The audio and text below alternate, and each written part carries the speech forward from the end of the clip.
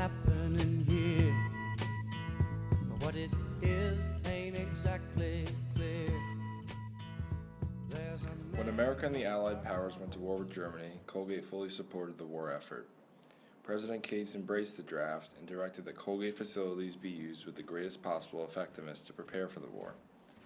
Students and administrators grumbled about the war's effect on campus life, but wholly supported it.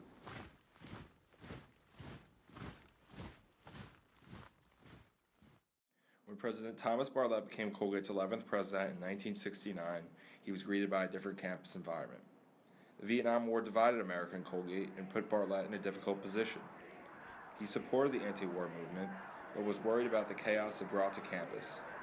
Some of the challenges Bartlett faced included protests, class strikes, and a hunger strike.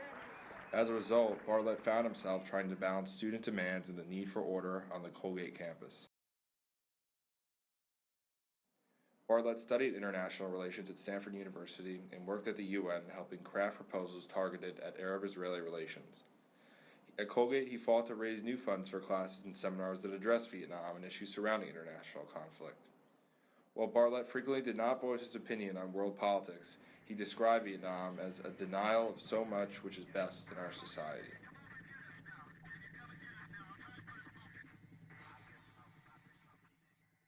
After the Colgate Senate passed a resolution to join a nationwide moratorium in protest of the war, President Bartlett supported the moratorium in the face of faculty opposition.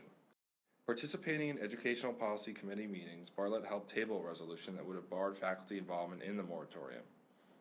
The Colgate Maroon stated that the turnaround was engineered by Bartlett himself, and the Colgate Senate endorsed Bartlett's support for the anti-war movement. Over time, Bartlett became worried about the protests that saturated the Colgate campus. In spite of an agreement made that was intended to limit protests at the 1971 commencement, valedictorian Thomas O'Brien voiced his opposition to the war, and 2,000 students stood up during the ceremony in protest.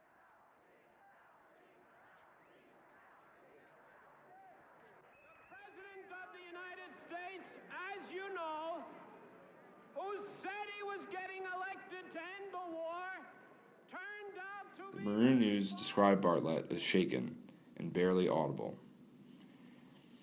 Bartlett called the demonstration a misuse of the occasion and said it was disrespectful to commencement speaker, Secretary of State William Rogers. In the months following this incident, Bartlett declared that Colgate ought to support the war and to provide for its members to carry on in whatever way necessary, much like President Case had nearly 30 years ago. This position also became apparent as Bartlett opposed an on-campus recruiting ban at Colgate. World War II was forced upon American shores and won the support of Colgate and the greater American public. Vietnam, on the other hand, positioned America as aggressor, and the war was at odds with the greater American cultural climate. Bartlett was ahead of his time in that he sought to facilitate dialogue about contentious issues instead of suppressing them through force. Bartlett's ability to support the protest movement while preserving order on the Colgate campus positions him as one of the stronger presidents in Colgate's 194-year history. I think it's time we stop. Children, watch that sound. Everybody look what's going